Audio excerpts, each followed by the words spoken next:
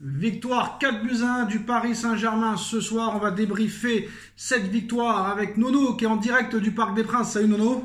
Salut Chacha. Alors dans les tribunes, Nono, comment t'as vu un petit peu ce match, cette victoire parisienne, 4-1, un Ousmane Dembélé exceptionnel sur un nuage. Est-ce que c'est vraiment Ousmane Dembélé qui joue, Nono, ou est-ce que c'est son frère jumeau qu'on a recruté en cachette?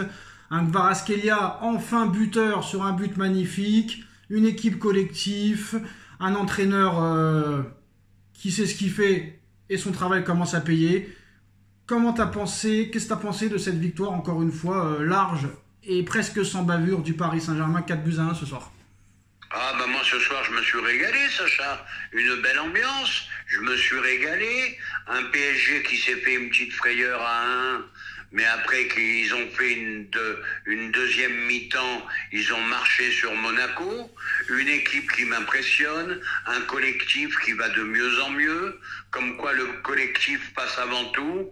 Avant on attendait la 90e, on souffrait, et c'est pas contre Mbappé, hein, mais voilà, on attendait vraiment le but de Mbappé pour gagner le match. Là tu vois que tout le monde peut marquer, un Dembélé en feu, un Désiré Doué qui est en train d'exploser pourvu que ça dure, le Barcola qui confirme, vraiment magnifique pour moi, vraiment un très beau jeu. Un seul petit bémol, on subit encore un peu trop d'occasions, mais à la limite c'est normal. On a un football tellement offensif qu'on est obligé quelquefois de laisser quelques occasions. Mais vraiment bravo Enrique, qui met vraiment, il a mis du temps, mais il met vraiment son jeu en route. Et moi c'est un PSG qui m'impressionne. Et je vais te dire, Barcelone ou Liverpool, eh ben moi je te dis qu'il y a match. Parce qu'en plus c'est une équipe qui te donne l'impression qu'elle n'est pas au bout de elle force pas quoi. Elle peut aller encore plus loin. Voilà, j'ai vu en deuxième mi-temps, quand ils ont voulu faire la différence, ils l'ont fait. Je pense qu'ils peuvent faire encore plus. Bon, pour résumer, un PSG très satisfaisant. Donc pour toi, Paris est déjà qualifié contre Brest avant de jouer les deux matchs? Ah, pour moi, il n'y a pas match. Hein. Pour moi, il n'y a pas match. Bon, il y a toujours match, hein, comme on dit. Hein, le football est ainsi fait. Regarde Colomboigny, qui ne mettait pas un pied devant l'autre et qui en est déjà à 4 buts. 5. À 5 buts. Donc, c'est jamais fait. On peut pas dire, voilà, c'est fait contre Brest. Ah, t'es un petit peu un solo, Nono, t'es arrogant, là. Tu vois déjà Paris en 8e avant même de jouer contre Brest. Eh ben, il m'impressionne. Et je vois pas Brest, comment te dire, matcher avec ce PSG-là. Voilà. Et je pense qu'ils n'ont pas fini de progresser. Donc, allez, je vais m'emballer un peu. Un PSG, je vais pas te dire qu'ils vont gagner la Ligue des Champions, hein, mais un PSG qui peut rivaliser avec n'importe qui aujourd'hui. Alors moi, je vais plus faire la même erreur maintenant. Maintenant, moi, je vais prendre match après match. Et pour moi, c'est Brest le plus important. Et malheureusement, maintenant, dans le football de maintenant, rien n'est joué d'avance, Nono. Et il faut rester quand même lucide et ne pas faire la même erreur qu'on a fait l'année dernière contre Dortmund. Oui, rappelons-nous qu'on a perdu contre l'équipe C de United. Donc, restons prudents. Restons prudents. Puis Brest, c'est une équipe quand même qui nous connaît par cœur. Ils viennent d'en prendre 5 il y a quelques jours. Donc, je pense qu'il y a eu un travail de vidéo fait en amont. Eux aussi sont en confiance, hein, parce que là, ils n'ont rien à perdre. Ils font une remontada en Ligue 1. Nono, ils étaient 18e ou 17e au mois de septembre. Et là, ils sont à la 7e ou 7e place, je crois. 7e place. Tout le monde les voyait en Ligue 2, Nono. Ils ont perdu leurs meilleurs joueurs, ils ont eu beaucoup de blessés, ils sont quand même qualifiés en barrage et ils étaient pas loin de se qualifier directement pour les 8e. Ils sont en quart de finale de Coupe de France et ils sont en train de remonter à la 7e place, donc attention Nono, attention. Ah, il faut saluer le travail d'Éric Roy, ouais, magnifique. Franchement, bravo. Nono, donc, victoire 4-1, en 3 matchs en 2 mois contre Monaco, on leur a mis 9 buts, une équipe quand même qui est qualifiée pour les barrages aussi. Je m'excuse, je t'interromps. Rappelle-toi des 2 pépites, je ne me rappelle plus leur nom, qui avaient dit après un très bon début de saison, on n'a plus peur de personne, on peut battre tout le monde. Et depuis qu'ils ont dit ça... C'est ça. Ben Seguir. Je m'excuse, je ne me rappelle plus des noms. Ah, c'est Ben Seguir qui n'était même pas titulaire ce soir. On peut jouer n'importe qui, et depuis qu'ils ont dit ça, ils n'avancent plus. Voilà, c'est quand même une équipe qui a battu Barcelone, tout ça et tout, donc qui est quand même qualifiée pour les barrages. Donc on a mis 9 buts en 3 matchs à une équipe de Ligue des Champions qui est qualifiée. On en a mis 5 à une autre équipe de Ligue des Champions, Brest. Donc je pense qu'on a quelque chose à faire. Maintenant, Nono, on va parler un petit peu des joueurs offensifs. Bah, offensivement, il n'y a rien à redire. Hein. Kvaratskhelia qui marque, Doué qui est dans tous les bons coups, Dembélé... Tu devrais quand même sur Kvaratskhelia qui te met un but de classement. Attends, je suis en train de parler, c'est toi qui m'interromps. Tu m'interromps. Il n'y a que les grands joueurs qui Tu m'interromps, Nono, tu m'interromps. On a retrouvé Neymar dans Désiré Doué, on a retrouvé Messi dans Kvaratskhelia, on a retrouvé Mbappé dans Dembouz. Alors que là, très clairement, en plus, les trois marquent et les trois jouent pour les uns les autres. Même Barcola a marqué, mais le but est sorti, malheureusement. La balle est sortie d'un poil. Lui aussi aurait pu participer à la fête. Il fait rentrer Ramos et Kanguinli. Il fait les changements au bon moment. Comment tu as trouvé le but de Kvaratskhelia? Est-ce que ça va le lancer définitivement sur une bonne lignée? Et bien sûr, Nono, comment ne pas parler de Dembouz ce soir, qui rentre encore dans l'histoire du PSG. Premier joueur de l'histoire du Paris Saint-Germain, Nono, a marqué au moins un but sur les 7 premiers matchs d'une année civile. Et il a battu déjà aussi le record l'année dernière, la semaine dernière, où c'est le premier joueur parisien à mettre 2 triplés d'affilée dans 2 matchs différents. Eh ben, on va commencer par Kvara. Bon, ben, comme je t'ai dit, hein, il met un but de classe mondiale, magnifique, ce crochet, ce machin, enfin, très, très, très beau but. Quant à Dembouz, eh ben, écoute, c'est la grosse surprise de la saison. Où va-t-il s'arrêter? À 27 ans, ben, d'un seul coup, tout le monde parlait de Dembouz pied carré, tout le monde l'a critiqué, moi le premier d'ailleurs, faut pas non plus, je vais pas faire le beau, mais d'un seul coup, révélation totale. Et il marque des buts magnifiques, et ben bravo monsieur Enrique, et je pense qu'il lui a trouvé son vrai poste, voilà. Et surtout, Nono, qu'il a réussi à le piquer et à le redresser. C'est ça le pire. Il l'a piqué, il l'a redressé. Il l'a mis sur le banc. Il l'a mis sur le banc contre Arsenal et ça lui a fait du bien. Même pas. Il l'a mis il à même un pas poste qui lui convient très bien à mon avis. Eh ben écoute, bravo, hein. Donc là, c'est quand même une saison impressionnante et surtout une année civile impressionnante parce que là, il est à 21 buts et 5 passes décisives, toutes compétitions confondues, mais 13 buts, Nono, depuis 2025, depuis le 5 janvier, c'est-à-dire qu'en un mois, le gars, il a mis 13 buts, Nono. Pour un mec qui ne marquait pas plus de 10 buts dans une saison, toutes compétitions confondues, il en a mis 13 en un mois. Ouais. Est-ce qu'à ce rythme-là, Nono, est-ce que là, à l'heure où on parle, il est au niveau de Salah et de Rafinha, par exemple? J'irai pas jusqu'à là, mais il s'en rapproche beaucoup. Et moi, je vais te dire, c'est toujours pareil. Hein. Il continue à ce rythme-là et il gagne tout en France et en Europe. Tu peux te poser la question pour le Ballon d'Or. Non, je voudrais... Et oui, je vais jusqu'à là. Non, je voudrais dire quelque chose. Je voudrais dire quand même quelque chose. On est début février et Salah, Rafinha et Dembélé, au mois de février, ont déjà de meilleures stats que Vinicius de toute la saison dernière. Et puis voilà, et puis je voulais ajouter surtout un truc important, c'est là que tu vois que le collectif prime, tout le monde attaque, tout le monde défend, tout le monde court, donc l'équipe est bien équilibrée. Dès qu'on va rétablir ces petites erreurs ou qu'on laisse un peu trop de liberté aux équipes adverses, dès que tu supprimes ça, le PSG va être très très dur à jouer, hein. Oui, après, il y a quand même beaucoup de lacunes en défense, Nono. Mendes, tu vas dire que voilà, je suis un petit peu têtu, mais là, c'est le plus mauvais Parisien de très loin ce soir. Il n'a pas réussi un centre. Le but encaissé... Ah, t'oublies la passe décisive qu'il fait sur le but de Dembélé, quand même. Oui, mais bon, il est anecdotique. C'est le 4e but. Moi, je voudrais parler du but encaissé. Je voudrais parler des centres ratés. Je voudrais parler des lacunes défensives. Même de Pacho, Nono, parce que moi, j'ai bien vu les quelques défenses ratées de Pacho, qui est souvent pris de vitesse, Nono, très souvent pris de vitesse, fautif sur le but avec Mendes.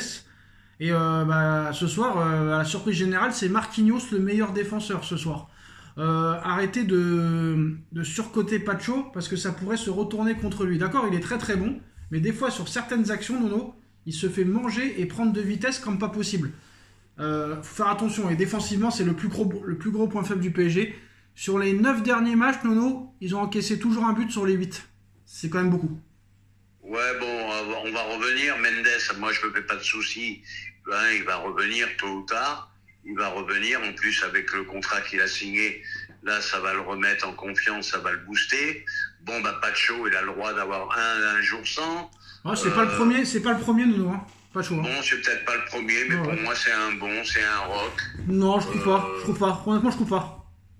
Bon, bah, tu verras, on verra qui a raison. Moi, je trouve que dans le combat, il est là. Ouais, dans le combat, il est là, mais il se fait souvent prendre de vitesse et il se fait souvent enrhumer, faut le dire la vérité. Bah, peut-être un petit manque de vitesse, voilà. C'est peut-être ça la clé. Et un joueur qu'on ne parle pas trop à chaque match, mais qui est très très bon à chaque fois, c'est Vitinha, hein, qui met un but, en plus de ça, très malin, sur coup franc. Et on parle pas assez de ce joueur qui est très discret, qui ne parle jamais, et franchement, Vitinha, c'est un top milieu. Hein. Bah, tout simplement le mettre à jouer du PSG, tout simplement. Voilà. La meilleure recrue de Campos. Hein. Ah, une très très belle recrue de Campos. Hein. Donc voilà, après moi, défensivement, je suis pas satisfait. Et aussi, j'ai pas parlé de Donnarumma, qui monte en puissance aussi, qui a fait quelques arrêts de classe mondiale. D'ailleurs, un arrêt exceptionnel en première mi-temps, même s'il était hors jeu, le Monégasque, l'arrêt est exceptionnel. Donc là, on voit un Donnarumma monter en puissance au bon moment, et ça fait plaisir. Eh ben lui aussi, j'ai l'impression que la concurrence, enfin pas la concurrence, ce qu'on entendait que Chevalier pourrait éventuellement venir, eh ben je crois que ça l'a boosté à lui aussi. Et surtout d'avoir mis Safonov titulaire contre le Bayern, ça a dû lui faire mal dans la tête, ou peut-être le rendre plus fort. Ça l'a rendu plus fort. Voilà, donc ça les booste et bon, bah, comme je te dis, très satisfait, moi, du PSG, très satisfait du travail d'Enrique, pourvu que ça dure. Mais enfin, c'était une très très bonne soirée de football ce soir. Alors avec 53 points en 21 journées de Ligue 1, le PSG réalise son meilleur total à ce stade de la compétition depuis la saison 2018-2019, sous l'ère Thomas Tuchel. Et bien surtout que tu as battu, entre guillemets, les grosses équipes. Tu as battu Marseille, tu as battu Monaco, tu as battu Lens, tu as battu Lille, tu as battu tous les gros, enfin les gros entre guillemets. Tu as battu les petits aussi. Bon, ben écoute, je serais pas surpris d'un PSG qui nous fasse une Arsenal cette année, hein. Arrêtez de parler toujours d'Arsenal, il y a aussi la Juventus qui a été invaincue en championnat en 2011. Et moi je le dis, arrêtez avec vos invincibles. La Juve l'a fait en 2011-2012, le Bayern Leverkusen l'a fait l'année dernière en championnat d'Allemagne. Il n'y a pas que Arsenal qui a été invaincu en championnat sur une saison. Oui, parce que c'est ne jouons pas sur les mots. Non, mais c'est la première équipe qui me vient à l'esprit. Ouais, ça va. Je pense que cette saison, vu ce qui reste en Coupe de France déjà, donc il y a de fortes chances que tu la gagnes, hein, parce que là je vois pas par qui tu peux être battu, à part Brest peut-être, mais championnat pour moi il est fini.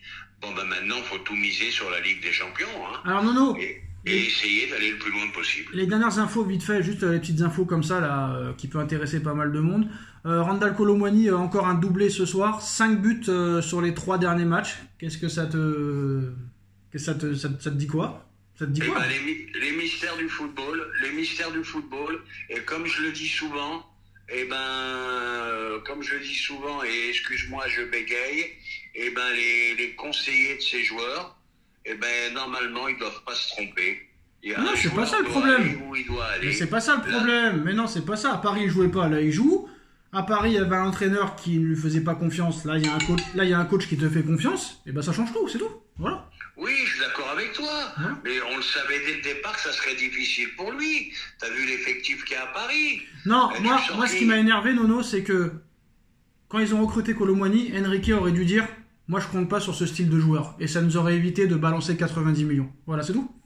Ouais, mais qu'il continue comme ça, tu vas presque récupérer presque la totalité. Mais attention de ne pas peut-être rencontrer la Juve un jour et qu'ils nous éliminent. Hein. Va savoir, on sait jamais. Attention, c'est notre spécialité. Oui, il y a un scandale ce soir, Nono, mais bon, ça a été caché par un peu le match de ce soir.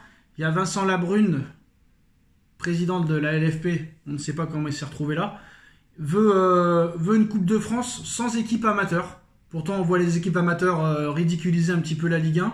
Il a dit que les matchs des amateurs contre les Ligue 1 n'intéressent personne et qu'il veut une Coupe de France sans club amateur. Donc je pense que le gars a pété définitivement un câble. S'il veut une coupe sans les amateurs, il a qu'à remettre la Coupe de la Ligue. Mais comment tu peux dire, Nono, dans un communiqué, on va retirer les équipes amateurs de la Coupe de France? C'est ça la magie de la Coupe de France. Et on l'a vu, attends je finis, on l'a vu, Bourgoin qui bat Lyon, Saint-Brieuc qui bat Nice, etc., etc. Et le mec, il veut enlever les clubs amateurs de la Ligue 1. Il a enlevé les prolongations, il a enlevé la Coupe de la Ligue. Maintenant, il a enlevé 2 clubs de Ligue 1. On est passé de 38 à 34 journées. Et maintenant, il veut enlever les clubs amateurs. L'UEFA qui veut enlever les prolongations, ben là c'est devenu vraiment que foot business, et allez vous faire foutre les autres, quoi. C'est tout. Comme t'as dit, qu'est-ce qu'il fout là, ce mec-là? Qu'est-ce qu'il fout là? Par tout ce qu'il a fait, il a échoué. Il a échoué dans les droits de TV, il s'est fait embobiner avec CVC, il a échoué à l'OM, il a échoué de partout. Maintenant, tu veux enlever les clubs amateurs en Coupe de France. Mais pourquoi ils ont voté pour lui, alors? Mais attends, je finis. Mais s'il veut faire ça, là, ça va faire un véritable scandale. Eh ben, c'est toujours pareil. Pourquoi ils ont voté pour lui? Eh ben, il a la carte pour l'instant, et voilà. Ouais, Cyril Linette, il avait un bon projet, Cyril Linette. Dommage qu'ils n'ont pas voté pour lui. Mais bon, là, franchement, on va vers la fin du football, de l'émotion du football, parce que les prolongations, c'est l'histoire du football. Les clubs amateurs, c'est l'histoire du football aussi. Et là, ça le prouve en plus. Ça prouve en plus de ça que les amateurs méritent leur place. T'as vu, il y a Cannes en quart de finale, il y a Dakar qui a battu Lille, il y a Bourgoin qui a battu Lyon, il y a Saint-Brieuc qui a battu Nice, et les mecs ils veulent enlever les clubs amateurs, mais c'est un malade. Eh ben oui, mais c'est l'histoire de la Coupe de France, le petit poussé qui bat le gros, ça a toujours existé depuis 50 ans. Alors s'il veut faire ça, c'est que c'est vraiment une truffe.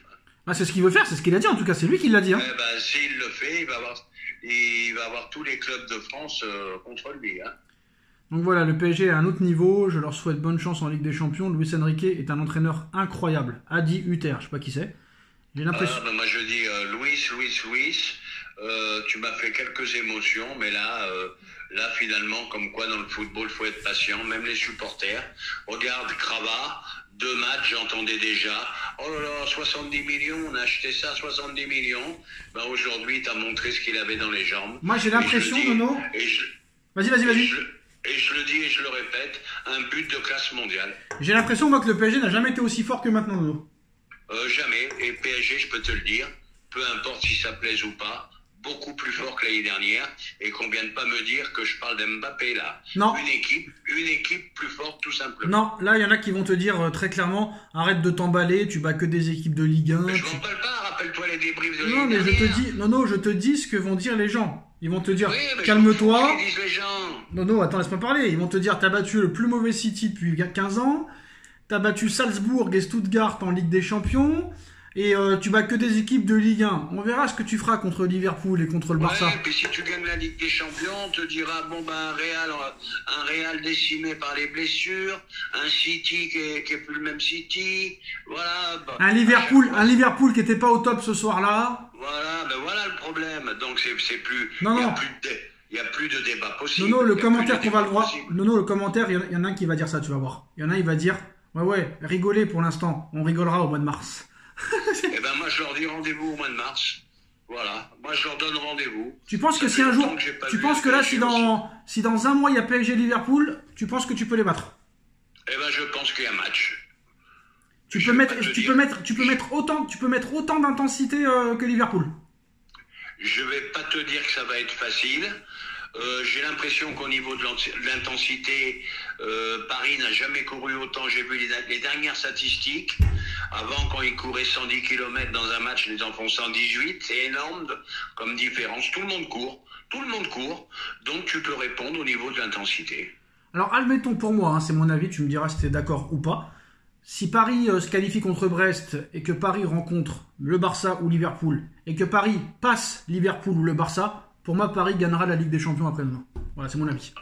Ah bah c'est possible. Voilà, tout dépendra de ce match contre Brest et de cette double confrontation, si on se qualifie bien sûr, contre Barcelone ou Liverpool. Je pense que si tu bats Barcelone ou Liverpool, tu seras un grand favori à la victoire finale. Et moi je préférerais que ça soit Liverpool parce que je sens s'ils ont vraiment un jeu qui est fait pour nous. Mais le Barça aussi. Barça qui a mis quand même 110 buts depuis le début. Pardon. Je préfère que ça soit le Barça qui a vraiment un jeu pour nous. Et ben voilà les gars, c'est la fin de cette vidéo. Voilà toutes les infos. Et on se retrouve demain pour débriefer encore un gros match demain soir. Le derby madrilène qui risque d'être très très chaud entre le Real Madrid Football Club et l'Atlético de Madrid. Ciao Nono, ciao à tous. Salut. Ciao.